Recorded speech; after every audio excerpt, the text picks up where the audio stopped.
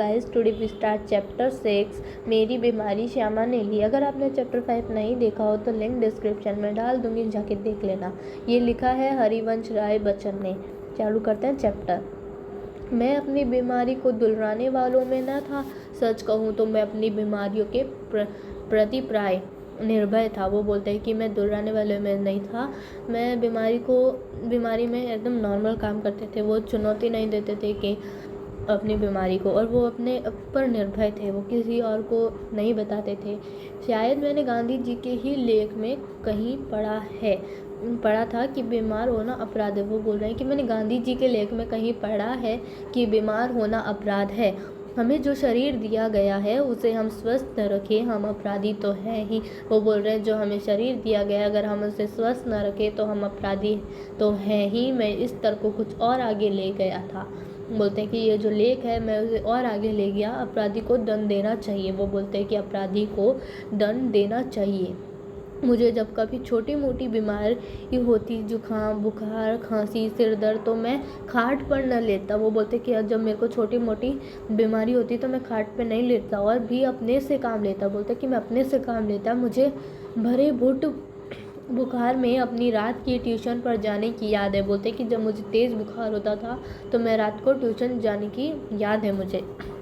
बुखार की गर्मी और तेज़ी में तो मैं और जोश से पढ़ता। मजदूरी करके रोटी कमाने वाले को बीमार पड़ने का क्या अधिकार है। वो बोलते हैं कि जब मुझे बुखार होता था, बुखार की गर्मी से मैं और जोश से पढ़ता। मजदूरी करके रोटी कमाने वालों को कोई बीमार होने का कोई अधिकार नहीं है। बीमारी अमीरों की हरामजादगी है। बोलते हैं कि ये अमीरों की हरामजादगी है, ये अपने पीछे लगाते हैं। गरीबों को उसे अपने पीछे नहीं लगाना चाहिए। बोलते हैं कि गरीबों को अपने पीछे नहीं लगाना चाहिए। लिखने में तो ऊंचा बुखार मुझे सब तरह से सहायक, प्रेरक और प्रतर रोग लगता। एक तरह की आग जिसमें मेरी अनुभूतियाँ में ताप आता। वो बोलते कि मेरी जो अनुभूतियाँ थी, मेरी जो भावनाएं थी, उसमें और जोश आता, जिसमें गल पिघल कर मेरा हृदय डलता। बोलते हैं कि जो उनका गला, हृदय, वो सब ढल जाता है। एक तरह भी की भट्टी जो मेरे विचार, भाव, कल्पनाओं को उबाल देकर उच्चलित करती। जो तेज़ बुखार होती थी तो बोलते हैं कि भट्टी मतलब एक भट्टी होती है जिसमें ऐसा हाथ सेकते हैं, उसे भट्टी बोलते हैं। और गल पिघल करती, वो मतलब इसकी तरह एकदम गर्म, उबाल कर उछलित कर देती थी, नष्ट कर देती थी। यह तो मैं नहीं कहूँगा कि बुखार में मैं अदबदा कर लिखता था। वो बोलते कि मैं अटक के या फिर ऐसा मरीजों की तरह नहीं लिखता था, पर अगर मैं लिखना चाहता तो बुखार में मेरे लिए कोई बाधा नहीं बन सकता। वो बोलते हैं कि अगर मैं लिखना चाहूँ तो बुखार मेरे लिए कोई बाधा नहीं बन सकता था। हल्के बुखार में तो मेरे सब काम मामूल होते रहते थे। बोलते कि बुखार में मेरे जो काम थे वो नॉर्मल होते रहते थे। कोई मेरा बदन छूकर कभी कहता था कि तुम्हें तो बुखार है, तो मैं पट से जवाब देता था। जो होता कि अगर उन्हें कोई कहता था कि तुम्हें तो बुखार है, तो वो ऐसा जल्दी से जवाब देते थे कि हाँ, बुखार भी है और मैं भी हूँ। शायद किपलिंग ने अपनी आत्मकथा में लिखा कि कभी कभी उसे बुखार में भी काम करना पड़ता था, और जब वह बुखार में होता था तो और अच्छी कहानियाँ लिखता था। वो बोलते हैं कि किपलिंग की आत्मकथा में ऐसा लिखा हुआ है कि जो लेखक थे वो ऐसा अच्छी कहानियाँ लिखते थे। सारा काम बुखार में काम करना पड़ता था, वो काम भी करते थे और अच्छी कहानियाँ भी लिखते थे। बुखार में कम लिखने की मुझे याद नहीं। वो बोलते हैं कि बुखार में कम लिखने की मुझे याद नहीं। वह कैसा बन पड़ा इसका निर्णय मैं न देना चाहूँगा। बोलते कि वो कैसा बन पड़ा उसका निर्णय मैं नहीं देना चाहूँगा। प्रसंगवश मुझे याद आ गया है कि वो बोलते कि एकदम से मुझे याद आ गया है कि अपनी दो चट्टानों की दो सबसे बड़ी कविताएं शास्त्र के नोबेल पुरस्कार को ठुकरा देने पर, और दो चट्टान अथवा सिसिफस बरकस अनुमान मैंने पुलु ऋषि में बड़े बड़े लिखी थी। वो बोलते हैं बड़े बड़े लिखी थी। उनकी ये जो दो चट्टान अथवा सिसिफस जो ये लेख है, उन्होंने बड़े बड़े लिखी थी और इनको ठुकरा दिया था। बहरा साल जब मैं अपनी जवानी पर था, वो बोलते कि जब मैं अपनी जवानी पे था, बीमारी मुझे पराजित न करती थी। वो मैं ही अपनी ज़िद से बीमारी को पराजित कर देता था। वो बोलते कि बीमारी मुझे पराजित नहीं करती थी, बल्कि मैं बीमारी को पराजित कर देता था। बुखार सुखार आखिर कितने दिन चलता? वो बोलते कि बुखार कितने ही दिन चलता। विश्राम तिवारी कहाँ करते थे? बोलते कि विश्राम वो कहाँ करते थे? मार के पीछे भूत भागे, एक ये कहावत है, तो उन्होंने इस कहावत को उल्टा किया। मैंने अपने प्रयोग से सिद्ध किया। कहा के पीछे बुखार भागे, उन्होंने उसका उल्टा करा। ये बुखार मामूली न था, वो ये जो बुखार था वो मामूली नहीं था। इसका संबंध उस तूफान से था जो पिछले 9 महीने से मुझे झंझोर कर रख रहा था। वो बोल रहे कि इस तूफान का पिछले 9 महीने से जो था जगड़ रखा था, और जो शांत होने से पूर्व सबसे अधिक विध्वंस झटका मुझको दे गया। वो बोलते कि सबसे बड़ा झटका मुझे दे गया। स्कूल बंद था, ट्यूशन में पर जाता था। वो बोलते कि ट्यूशन जाता था, और जो शांत होने ट्यूशन जाता था उनकी आमदनी की मुझे ज़रूरत थी। बोलते कि मुझे आमदनी की ज़रूरत थी, ट्यूशन जो फीस मिलती थी उस आमदनी की मुझे ज़रूरत थी। किताबों की बिक्री अभी नियमित नहीं थी, बोलते ज़्यादा हो नहीं रही थी बिक्री। कर सिर पर चढ़े थे, बोलते कि कर सिर पर चढ़े थे। बुखार था उनकी बुखार था 10 दिन चला। उनका जो बुखार है वो 10 दिन चला, 20 दिन चला, महीने भर चला, 2 महीने चला। जुलाई आ गई, अब जुलाई आ गया, उनका इतना बुखार चला। अब बुखार के साथ ट्यूशन पर ही जाना न होता। बोलते कि बुखार के साथ में उनका ट्यूशन जाना होता ही नहीं था। दिन भर स्कूल में पढ़ाते थे। बुखार का नमूना वही, सुबह बिल्कुल नहीं, शाम को 101 डिग्री यानी 102 के बीच उनका बुखार होता था, ही जाना न होता था। दिन भर स्कूल में पढ़ाना ये सब करते थे। फिर उनको 101 डिग्री और 102 डिग्री के बीच में बुखार होता था। कमज़ोरी दिन बर दिन बढ़ती हुई, कभी कभी धीमी खांसी, दवा चौकियाँ बांटू, एक होम्योपैथी कर रहा था। कभी कभी सोचता क्या मुझे तपेथिक हो गया तो एलोपैथी का इलाज तो अपने बूते से बाहर है। वो बोलते कि एलोपैथी का इलाज बहुत महंगा है, हमारे बस की बाहर है। क्या उस समय मेरी जिह्वा पर सरस्वती बैठी थी? बोलते कि क्या मेरे जीभ पर सरस्वती बैठी थी जब मैंने कहा था कि श्यामा का बुखार मैं लेने जा रहा हूँ।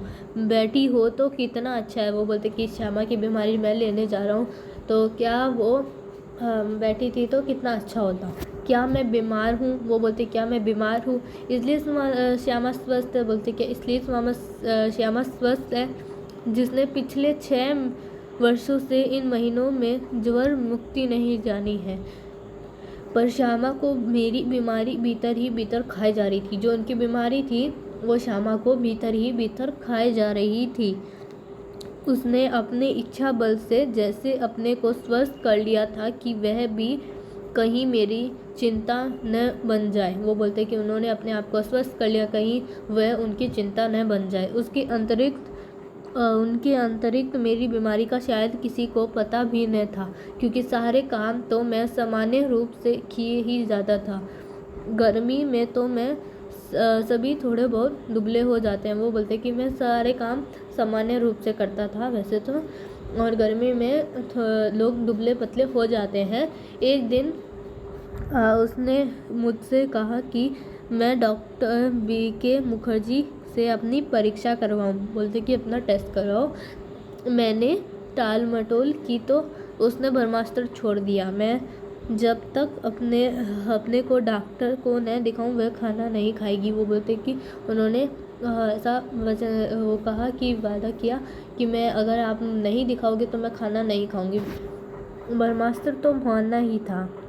डॉक्टर मुखर्जी को भय था कि मुझ पर क्षय का आक्रमण हुआ था। नुस्खा उन्होंने लिख दिया।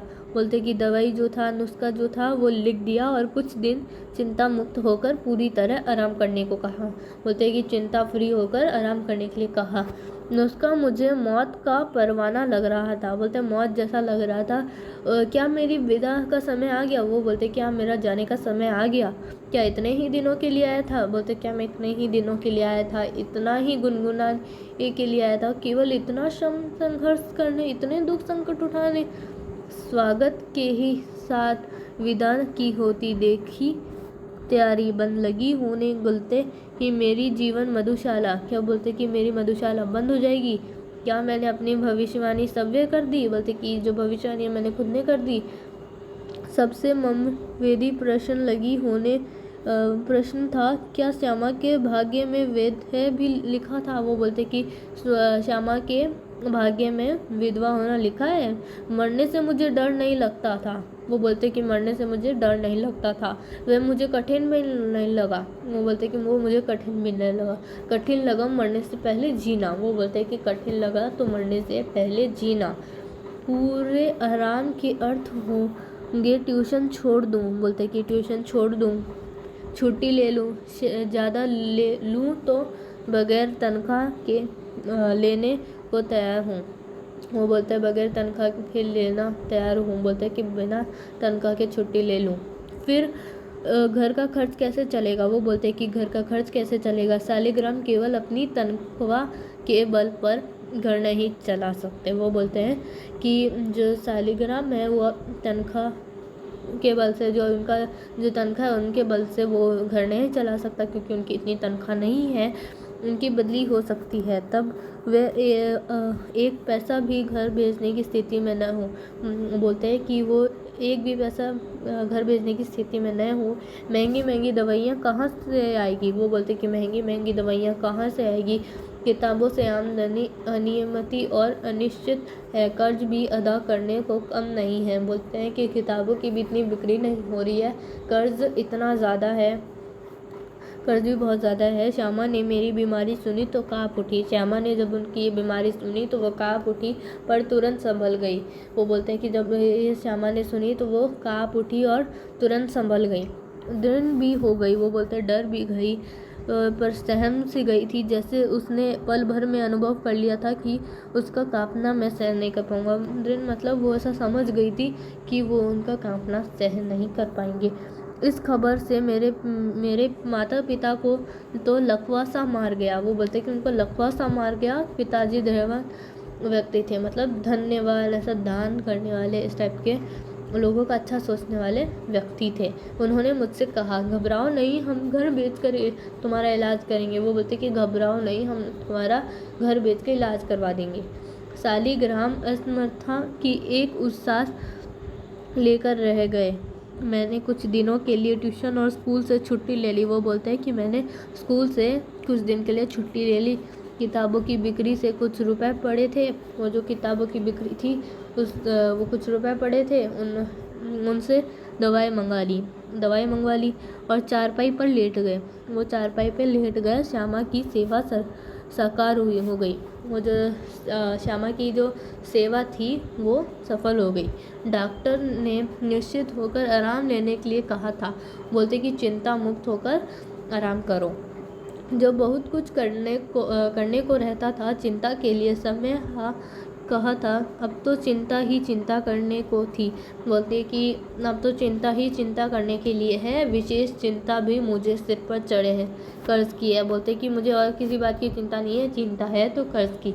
मेरा इलाज हो या न हो, पर कर्ज की किस्तें तो जानी ही चाहिए। बोलते कि मेरा इलाज हो या ना हो, पर कर्ज की किस्तें जानी ही चाहिए। उसकी नियमित अदायगी के साथ मेरी साथ जुड़ी थी। उसका जाना मेरे मरने से पहले ही मेरी मौत हो गई।